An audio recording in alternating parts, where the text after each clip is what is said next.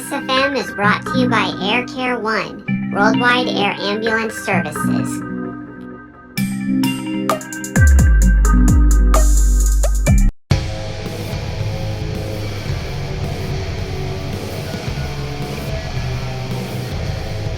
That sounds great, the familial dynamics, and just being that close, and, it provides such a spiritual experience from what it sounds. Are the drivers accessible to the fans that come out?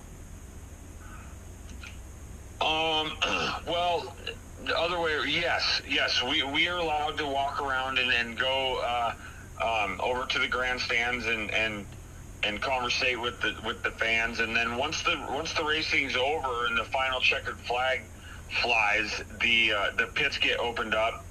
You no longer need a pit pass, and fans can actually walk back into the pits and mingle with the drivers and check out the cars and stuff. We're fortunate enough at Evergreen that the facility's big enough that we get to pit right out of the back of our haulers, and so it's a pretty cool experience up here at Evergreen. That's great. Is there a science behind driving the short tracks? What's the science behind it when you go through the turns?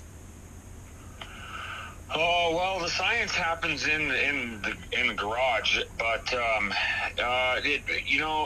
it's a timing thing. Hitting the brakes. I drive a loose race car, and so you got to hit the brakes at the right time and use the slide to my advantage, and get back on the throttle at the right time in order to cut the best lap consecutively.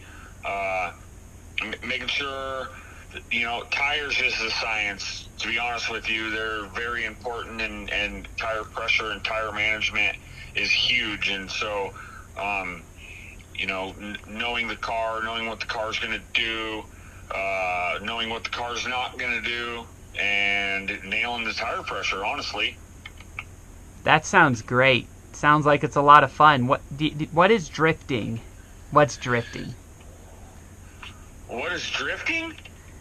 Yeah. A waste of money. I mean, that come out. Drifting is is spinning a lot of tires and a lot of car angle, and two drivers trying to mimic each other in a controlled slide, I guess, is the best way I could explain that. Got it.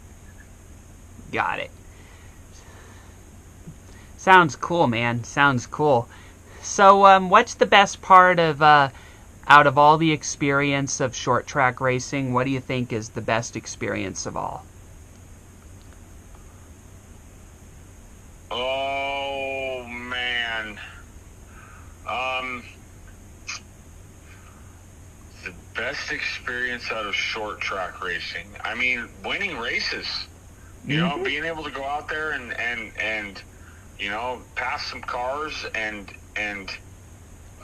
lead the race and take that checkered flag. I mean, that's what we do it for, is the checkered flag. And I mean, to go out there and finish the race and win the race is what it's all about. Definitely, they always remember the winners, but in some cases they'll remember the people who finished as well, especially the tinier series, So, Yep.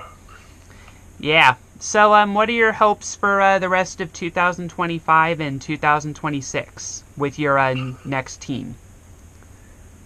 We're just adding to the team, really. It's, my buddy Bobby's building the car for his daughter, Scarlett.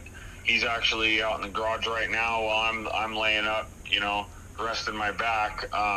And then, there's two more at my house right now that we're putting together for, some friends of mine. And so, I mean, there's probably, 5 or 6 of them that I'm going to have my hands on this off season between now and next April. And the hope is to have, all my buddies who all have mini stocks, consistently on the racetrack with me next year, and racing with friends. That's great.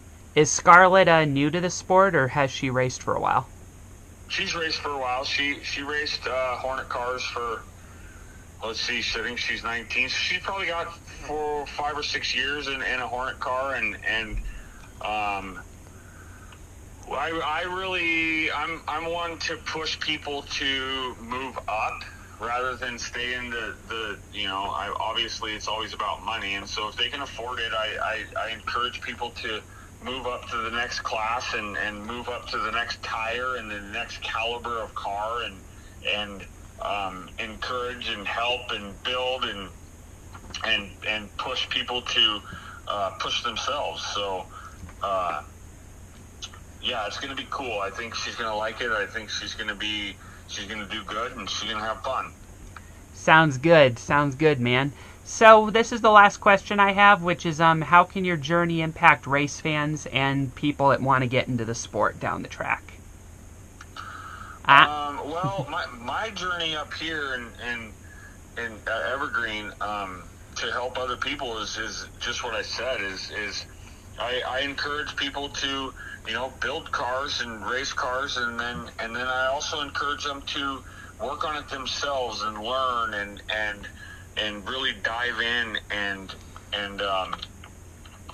make sure that they're paying attention to not only what their car does, but what other cars do and what other drivers do, and push them to move up a class and succeed. And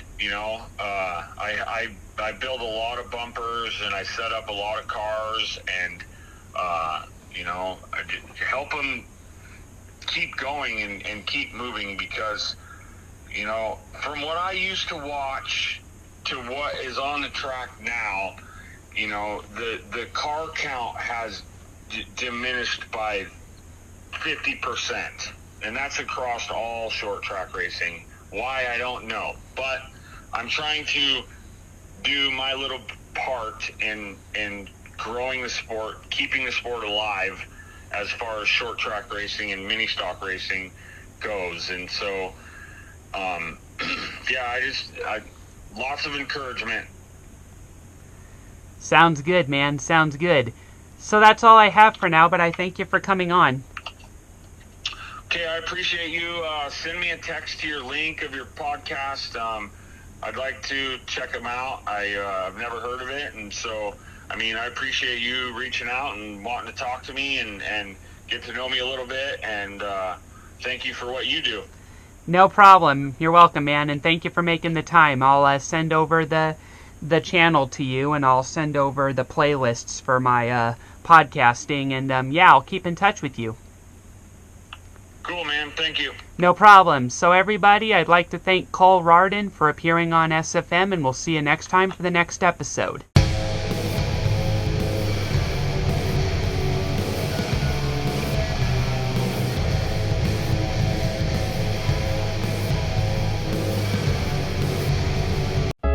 SFM is brought to you by Air Care 1, Worldwide Air Ambulance Services. Call now.